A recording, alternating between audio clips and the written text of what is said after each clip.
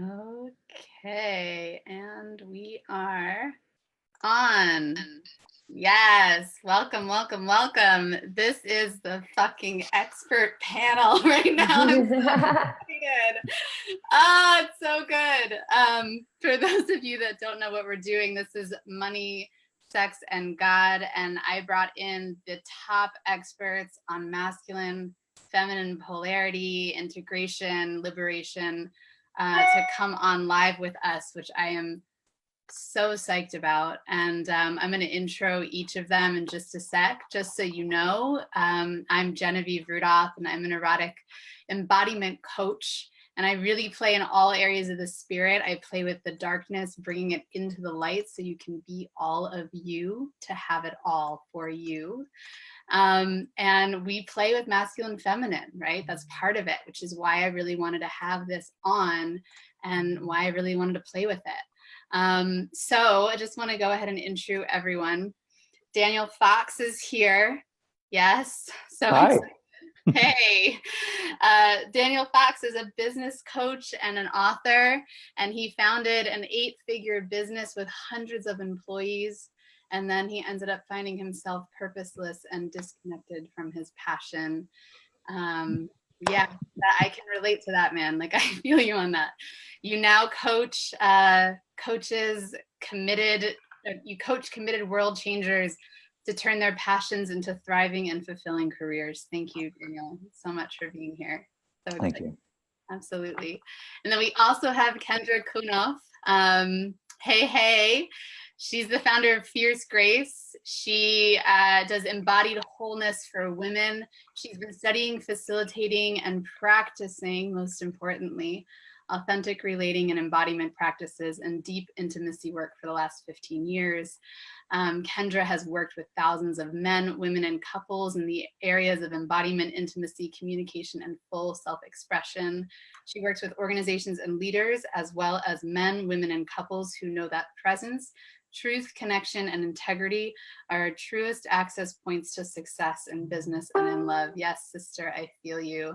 I'm so on it with you here. Thank you for being here. Yay. And then we have Kevin Orosz.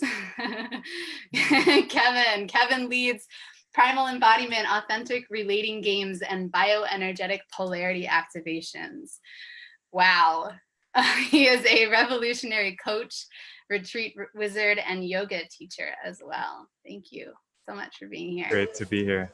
And then we have Effy Blue, a fellow New Yorker, which I'm really excited about. Effy Blue is a relationship expert specializing in non-monogamy and other non-traditional structures. Her coaching philosophy, Relationship by Design, abandons the one-size-fits-all relationship structure that is heavily prescribed by our society and encourages people to design relationships that they can thrive in. Besides coaching, Effy builds a growing community of curious foxes, leads panels and workshops, and speaks at relationship and sexuality conferences around the country. This is so badass. I'm so excited. I have like heat all over my body. Thank you guys so much for being here. And everyone, there's people chatting and they're really excited. This is really, really fun. So let's just dig right in. I kind of want to see what happens when we have all the experts on at once. All right, so the first question that I want to play in is, coming to this panel and creating this panel with an awareness that we are all actually one, right? And with awareness that gender, at least in my experience and my embodiment and my knowingness in my body, that gender is a place to play in, right? So coming at this panel with that, and also I want to give space to the wounding. So I want to actually start with the humanness and the humanity of the wounds that are coming up, that you guys see coming up with your clients or that you see coming up in society. So whoever wants to take it, just go at it. Kendra? It's a big invitation. So what I heard in that was both speaking a little bit to the kind of the broadness, the place that we get to live right now, the time we're living in, which allows for this broadness around gender, sexuality, sexual expression, and then also wounding.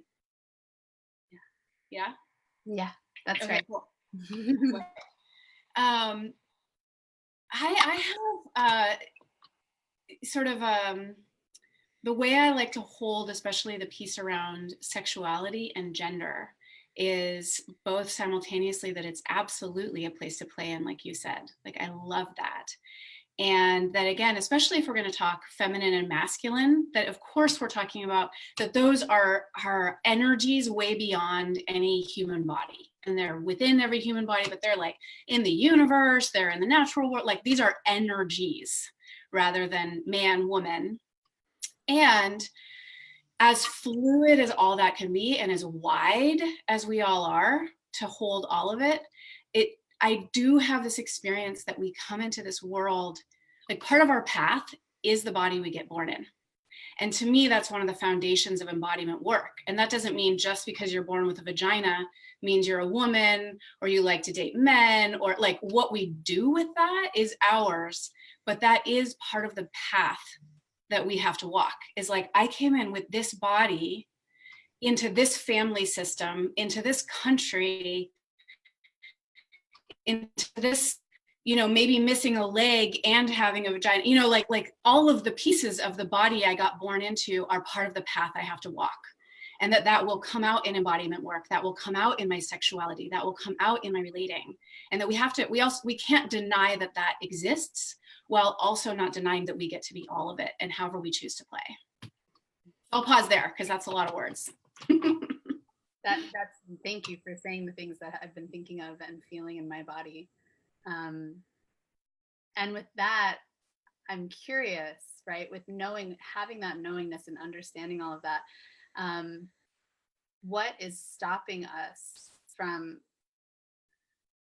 because it's clear that the reason I'm doing this is because it's clear that there's a place in which we are not fully liberated in this full expression of being masculine or feminine, right? And so I kind of want to ask, like, one man, one woman, whoever wants to take this, like, what is stopping us from being fully liberated and fully free and expressed in whatever gender designation we're choosing to play in? What's the limit? Yeah, I can jump in here. To my mind, when I hear this, and I thought it was a beautiful explanation, Kendra, of like how this supersedes genitalia and bodies, and it has everything to do with genitalia and bodies throughout human history. And, there's a collective pain body that exists within the sexual domain. And so it's not surprising that there's so much stiffness and confusion in that fog that we've been navigating for thousands of years. And I believe it comes down to not political, but ideological definitions and constructs around the human body and sexuality, because they've varied widely in human civilization. We're now living in a hyper-connected technological world, and the conversation is coming to the forefront in a way that it's never been able to. It's emerging on the planet. And the extent to which the body itself, which is the source of our direct experience, right, in the gender polarity sexual experience, is the extent to which it's ideologically defined by any group, religion, or culture, or government for that matter. That's the extent to which we will be repressed and oppressed, in my opinion. Nice. I'm hearing you talk about like the bigger structures that are kind of bleeding into our own personal experiences. I feel like I'm just feeling that there's more energy here if anyone else wants to jump in. So, hi everyone. So my specialist subject is relationships, specifically open relationships. And my style of both coaching and approach to these things are somewhat pragmatic. And so just from experience and what I see from my practice and my personal experience as well, there are a lot of both preconceived ideas of what the masculine and feminine should be like and should be embodied, and the expectations that we have on the masculine and the feminine, if we sort of go to this very binary path of looking at things, right? And what I find, I can just share with you some of the things I find in my practice. So I work a lot of people who want to consider having open relationships, and immediately before I even talk about my clients, that when I talk to people about what I do and how I support people, I get these I get all the preconceived ideas, right? So I often get, oh, it's always the man who wants to open up the relationship, right? Is one of the questions I get all the time. And the other sort of version of that is, the women who want to be in open relationships are submissive, or they're just doing it because their partners want them. And we're sort of really talking about the sort of the heteronormative structures. And there isn't this room for female sexuality, and that the women also are looking for autonomous structures where they get to be in relationships as well as explore in many different ways. And what's in the way is kind of, I think, societal preconceived ideas that we have of what women want and what men want. My personal experience from my practice is I'm blessed to have a very diverse set of clients. Same-sex couples, heteronormative couples, triads, quads, all different kind of age groups, backgrounds. And really, it's really hard to say, men want this, women want this, or the masculine energy does this, the feminine energy does this. I really see it come in all shapes and sizes. And I think whatever is in the way, I find there's two things really. It's either personal trauma that gets in the way, or societal pressures of what the shoulds and the shoulds and the expectations. Really, those are the things that I really see over and over again, that gets in the way of us being fully self-expressed or fully sexually self-expressed, if that's what we're talking about. So that's been my experience, and that's not gender. That's both men and women, and anyone in between. I feel like the thing that gets in the way is either personal trauma, or societal expectation. Thank you, Effy. I love this. And I love the pragmatism that you bring in, and like how like the real conversations around what's happening because I kind of wanted to go there anyway. So thank you for grounding it in there. And for me, working with my clients, I work a lot with the energies in the body, right? The sexual energy moving the erotic energy in the body. And I do find that, like you were saying, we can play in all of the energies kind of all at once and kind of mutate them, and we don't have to necessarily stick in one. That being said, right, there does seem to be like this yearning and this craving, at least from the women that I work with, or the more feminine characters that I work with, to have the masculine step into a more penetrative and also protective energy, right? And it's something that keeps coming up with my clients over and over again. And I was curious, Daniel, if there's anything that you wanted to chime in on around this penetrative, this like what's happening here with men. Are they stepping into it? And if they are, where are they getting, where can we step even further? And is it something that women can help them into? Like, just kind of riff on it for me a little bit. Yeah. I mean, talk about a complex set of questions I've been handed here. Thank you for calling on me. So I will say that men are not a monolith, just like women are not a monolith. Like, men exist.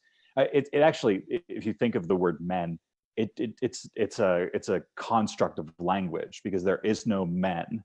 It's a label that we're using to describe individuals who identify in a certain way. So there is a man, if he wants to take that label on, but in terms of speaking generally for all men, and this is really important to draw this distinction, because you have men who are really confused by the shifting in roles and expectations, particularly around Me Too, and you have a lot of men who are just like, I'm not going to do anything. Like the whole red pill movement, and a lot of men who are backing out and feeling like there is no space for me to express any kind of penetrative energy, any kind of protective energy is going to be misinterpreted.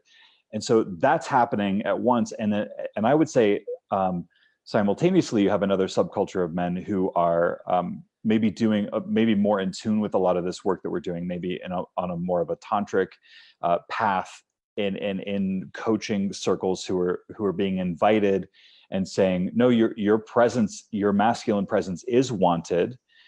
You are actually tuned in, and we want more of you. And so to say that there's kind of one, it's almost like we have a big split in cultures here, with like mainstream culture of men who are like, I don't know what the fuck to do. And those are the men who care. There's a whole other subset in culture who's like, just fuck off, you know, like, I don't care what you want. I'm just going to be an asshole. I'm just going to be me.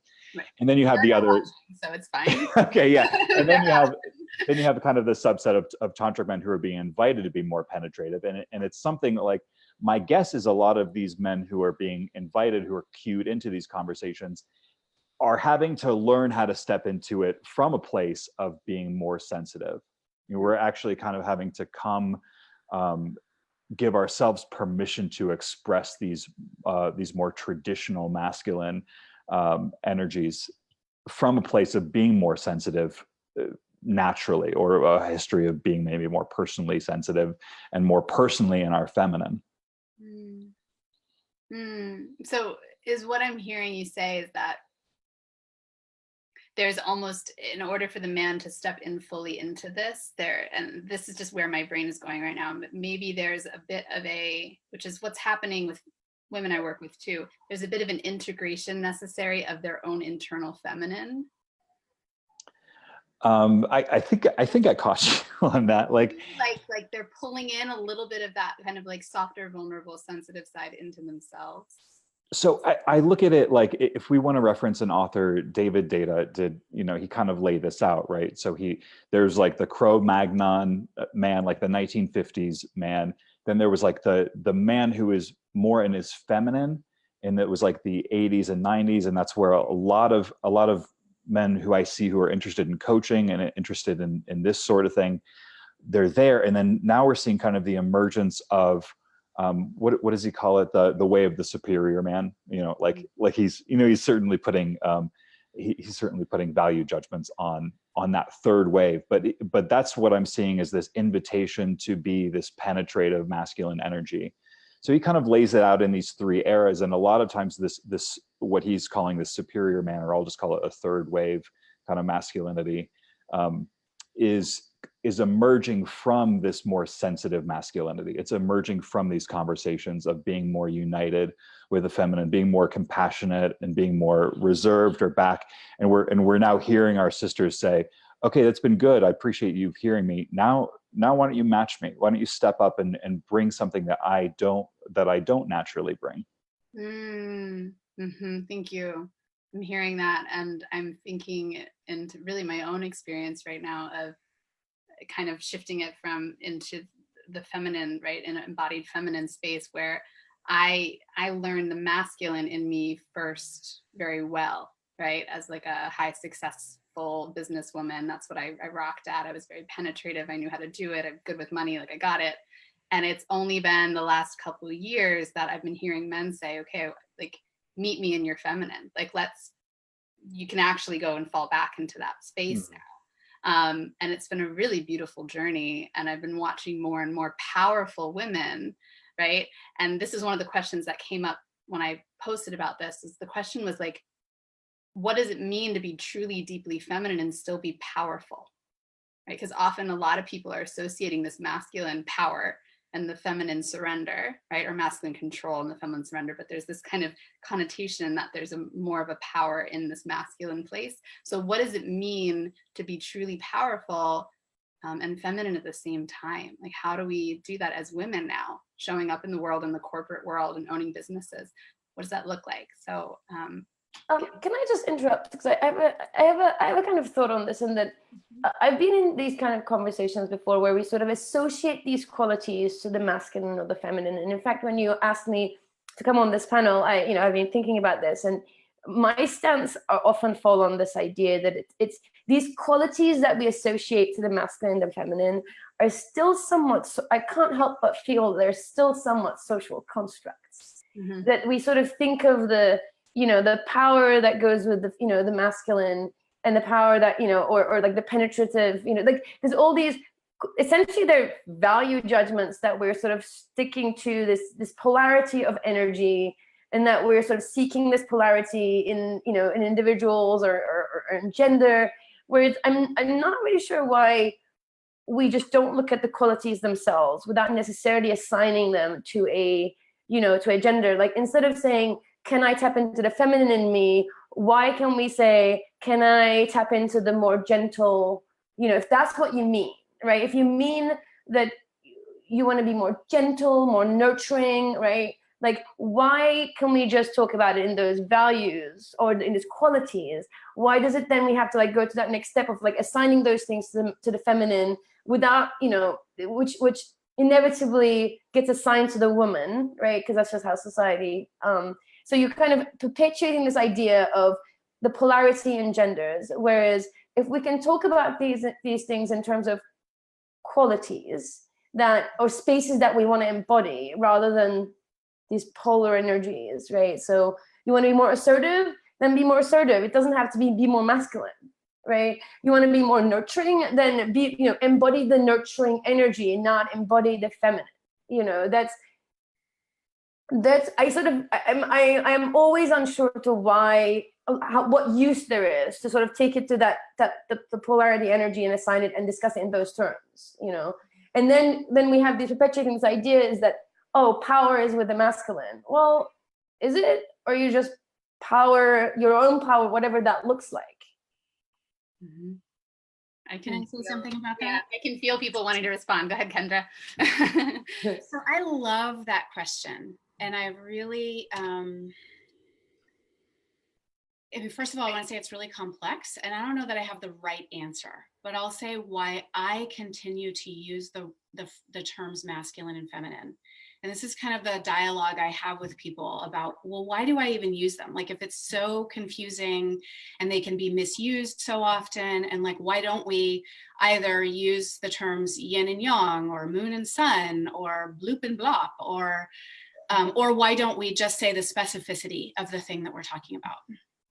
And I'll say a couple things. One is that I actually, when I work with people, a lot of what I do is encourage specificity, so that women aren't saying, for instance, because I will say that most of the people who end up coming to my workshops are in relatively heteronormative relationships. So I know there's a whole range of people that I'm not working with. But if I look in that way, it's easy. I often say women get a little lazy and they say, I just wanted to be more masculine. I'm like, okay, what does that mean? And so I agree with you. And I believe that there's incredible value in a woman actually saying, I want him to handle this, or I want him to treat me like this, or I want him to take the lead in the bedroom, or I want him to initiate, and actually to bring it to something that's more specific than just putting this, like, because then you've got some poor dude over there going like, what does that even mean? And I agree with you in that way. Absolutely. And again, this could change at some point. But what I find right now is that we're kind of at the crux of things actually changing.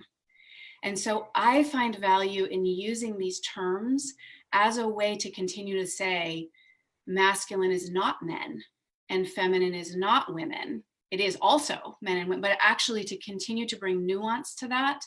Because I find that most places when we start to use other kinds of terms, it really ends up being the same, but we're not addressing really directly, hey, this is where our minds go. And we're still stuck kind of in a binary. I will also say, and again, I don't know that I'm right about this, but as far as I can tell, like, the world actually, it has a lot of polarity in it. Like, this particular realm that we got born into, that's part of what we're working with. And if we didn't have stuff to work out in the realm of polarity, we'd get born in some other realm. Like if we didn't sort of have, I'm kind of like, okay, that's what's there. I mean, when you brought up David Data, this is a little different, but I remember him saying one time, he said, if you didn't have anything to work out in the realm of sex, money, and food, you wouldn't have been born here. Like that's what this realm is about. And it may be about working with it so that we get born somewhere else next time. But if you're here, like even if you're Amma, even if you're the Dalai Lama, even if you're a Bodhisattva, like if you got born here, you have something to work out in that realm. And I see that with polarity. I see that with like, this is part of what we have to work with in this time. And so continuing to talk about it, but be really, really articulate in the nuance of what it actually means is really important. And I'll just say one last thing, because I heard this being spoken to, which is that I think for both men and women, the term masculine has often, what people mean when they say that is the unhealthy or the toxic masculine. And the masculine gets a really bad rap. And that a lot of women who say like, I just want to learn to be in my feminine, actually what they mean is I want to stop being so controlling, or I want to stop being driven by this part of me that I don't like. And I'm just going to call that my masculine rather than say like, oh, that was an unhealthy thing. And there's other options available to me. And so it's why then there becomes like this broader divide rather than like, oh, I want to be like fucking badass and capable. And I want to be soft and nurturing. I want to be the creator and the destroyer. I want to be, you know, yeah. I love what Effy you said about calling in the specificity instead of kind of papering over it with one of these terms. And the only additional point that I would want to make is that it seems that they co-occur. It seems that some of these labels or these energies, they kind of they seem to co-occur either at the same time or in similar scenarios, and so it's easy to want to group them together a little bit. But yeah, the push for specificity is still that's a really good point. Thank you. Can you tell me a little bit about what you mean by co-occur? You mean like certain qualities go together, like power and decisiveness? Is that what you mean? Like what we consider to be like masculine? Is that what you mean? I wouldn't say power, because I think that both polarities, and then, you know, in some of my work I add in like a light and a dark element too, so which could be said like upper chakra, lower chakra work in addition to the masculine and feminine. So I think there's power along all of those lines and all those quadrants. It's the nature of the power, it's the flavor of the power that tends to have co-occurring elements. So seductive or receptive, I would say, would co-occur as a flavor of power. Penetrative and direct would co-occur as a flavor of power, as just as an example. But I don't think one is more powerful than the other. Sure. Yeah, I mean, I hear that. I guess where my mind went to when I heard that is, for example, the things that I think when you think about it that way, we miss out on some of the things that do also co-occur, that what we assign to the opposite polarities. For example, a great, the one that came up the other day that was spot on for me is nurturing and decisive, right? We think of nurturing, we put the nurturing with the feminine, right? And we put the decisive with the masculine. Often that's how they're assigned, right? Actually, those two things are essential for good mothering. Right? An effective good mother is nurturing and decisive at the same time. And that is very much the feminine. If anything is going to be purely feminine, it's going to be sort of this like giving birth and nurturing, right? So this is what I mean. Like when you sort of dig a little deeper, then the lines blur for me. Yeah. This is interesting. I have a close friend who's a new mother, and we talk about this, like that mothering it takes an incredible amount of what she and I refer to as masculine energy. Yeah, I teach that all the time, and it blows women's minds, but it helps. So I would say, again, this is one of the reasons to actually distinguish, because it helps them understand why they're not turned on by their husband, or why he's not turned on by her at the end of the day. If they're if they're looking for that kind of polarity, is because actually she's been in the masculine for a lot of the day, holding space for the absolute feminine, which is a child, male or female. I promise you, I have two. Like, it is the literal feminine constantly. And I have to bring in my masculine. I also bring in my feminine. But a lot of, and then it helps for me to realize, because then it's like, oh, what do I need to shift? And you can do it in talking about the specificity, but it also, I've seen so many women relax, and like Daniel was saying, let out that sigh of relief that's like, oh, now I understand, because actually I was animating a masculine role, and so was he. And then we came back together and we were like, why don't we want to fuck? I don't understand. And then they're like, oh, now I understand. Now I see how we can support each other when we come back together. Yeah, well, I want to speak to something. I can see the bridge between what you're saying, Effy, and what you're putting forward, Kendra, and amazing context, Daniel. Like, there's something about like language here and reclaiming it, right? Because if you were to tell a man, you're acting a little feminine right now, it's like nobody's going to take a lot of insult with that. It's like, we know exactly what you mean. He might be emotional, he might be avoidant, he might be moody. But when we say a woman is becoming masculine, there's this freight or baggage that gets smuggled in with the Me Too toxic masculinity conversation. And so that's one side. Like, the nuance and context is highly valuable. And being more specific, it's like, oh, you actually meant assertive. You actually meant decisive. You meant that quality of masculinity. And to your point, Kendra, which I think is brilliant, I enjoy the terms masculine and feminine and choose them because they contain within them the tension and polarity dynamic, right? Whereas when you talk about assertive and nurturing, I don't feel it as much. And that has something to do with the polar nature of sexuality and male and femaleness. And so to wrap that, it's like, if someone is not aware of the nuances, you might use masculine energy, but then have to couch it and be like, what I meant was assertiveness. Whereas someone in the know who's swimming in these waters, you can use the broader terms and let the subtlety kind of be implicit.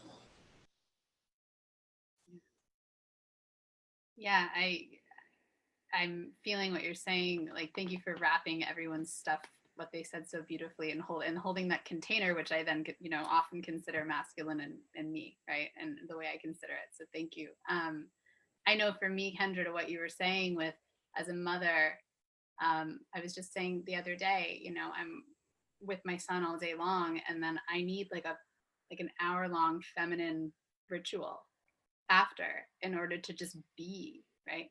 And here's where like, yes, there's no gender, and like, we're playing in multiple layers right now, and we could go on this forever and ever, because these are layers that actually can't be warped into one. I don't think they're meant to kind of be constructed this way.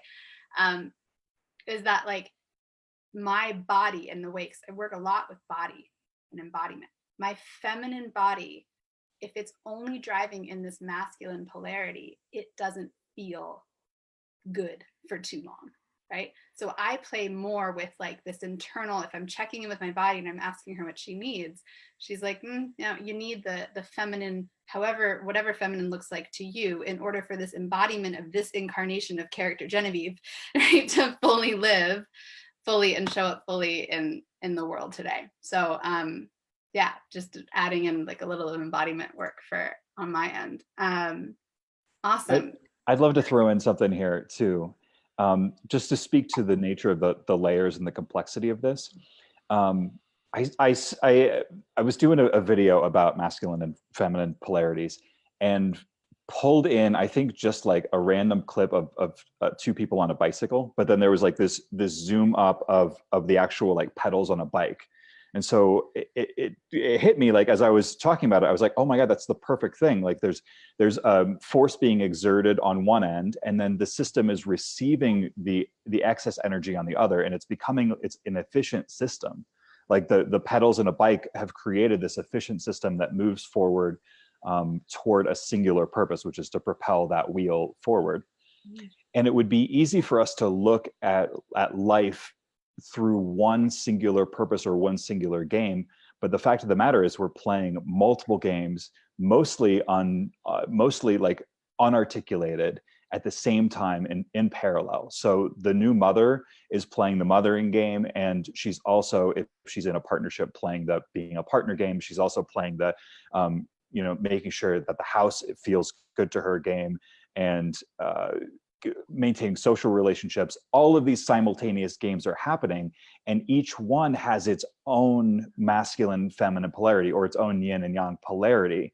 And so she might be called to switch from here to here to here to here, in order to make these herself as an efficient system match what's being called of her. So this masculine and feminine dynamic is really happening in the context of multiple games that are being played, most of which are not expressed explicitly. Boom. I like that. Thank you. Yeah. The thing that I wanted, just when you were saying like what stops us from the fullness, and I think it really goes with what Effy was saying also. She was talking about society and trauma, and then even playing these multiple games is, and I don't say this to oversimplify it, but in a way it helps to have the simplicity. It basically, I think it comes down to our lack of, or our willingness and capacity to feel. Yeah. And I thought of that again when you were saying, like, if you're willing to check in and say, what does this being need?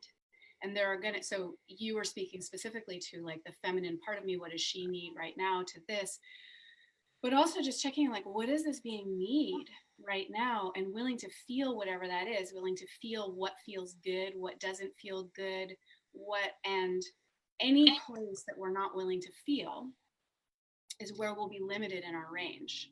And now that may have very, very good reasons, like personal trauma. And then I think society, like putting its pressures on us, which often occurs like trauma, but it's not the personal trauma. And so again, this is not to simplify or say like, well, you should just be willing to feel that, like get over whatever that trauma was, or just like get beyond societal.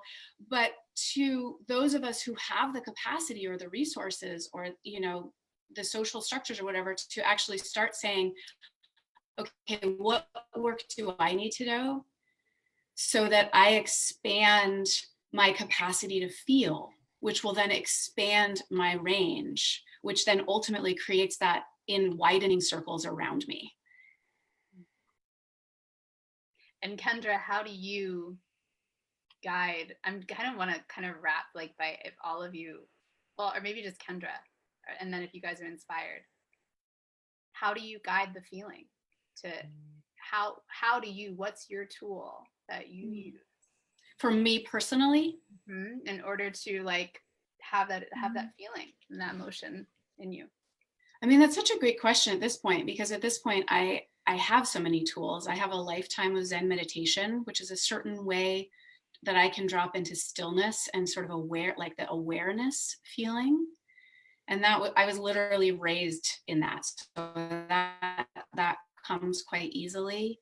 I have now over the years developed more like nonlinear movement kind of processes that I do with myself, and just different ways of checking in, like long-term pleasure practices. But ultimately now there's that part that just checks in and is like, what is it that I'm not willing to feel right now? I worked for so long in the realm of authenticity, which I love, and authenticity is great. I'm a huge fan. And what I found is that, like anything, it can be misused to be like, the way that feels comfortable to me is authentically me. And so I often will encourage people to go, okay, in the vast array of physical sensations, emotional sensations, like in the vast array of everything that's happening inside you right now, what's the one that gets the least airtime? What's the less strong neuro pathway, if you will? And let's give that one airtime right now, not because it's more true, better, but just because that one doesn't get airtime. And that way we strengthen that pathway so that you have more access to it at other times. Yeah. So I do that for myself as well. I guide people that way, but I do that for myself. Like, oh, like I can feel peaceful right now. That's really easy. It's true. I could also feel angry right now, and that's less comfortable. And I don't like to do that one. Yeah. And just tying this into the masculine feminine conversation that we're kind of playing in. And then I just realized I haven't been holding a good container, so we'll jump off after this. But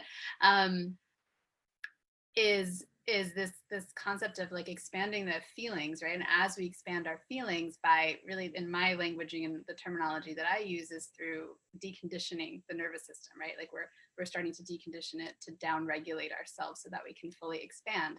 We can do the same thing playing with all of these energies of light, dark, like Daniel plays in, masculine, feminine, right? And in that, then what's possible, right? What's possible is God so much, right? Which is why that we get to have this conversation so we can start to play the game and then launch off to a place where, you know, we're moving past whatever the game is to new games. So yeah, love it. Well, guys, this was so fun and just like such rich, beautiful conversation. I'm gonna jump back and watch it again because I'm sure our viewers got a lot. Everyone's saying yes, yes, yes, and jumping on and really psyched. So thank you guys for being willing to play with me and play with this. And everyone that's on the webinar is going to get a list of how to contact all of you so that they have like kind of what's up for you and what's coming up. And those of you in the New York area, check out March 1st. There's an event that I'm hosting where we get to play in all these energies, right? Where like that's the whole point of the night, just playing with, like Kendra was saying, the places that don't get as much airtime. We're going to go there and see how to make the uncomfortable comfortable. So that's March 1st, New York City, if you're around. And thank you guys so much for being on this, and everyone's like loving this. So rock on. Thank you, thank you, thank you. Keep doing you. Thank you, Genevieve. Thank you all.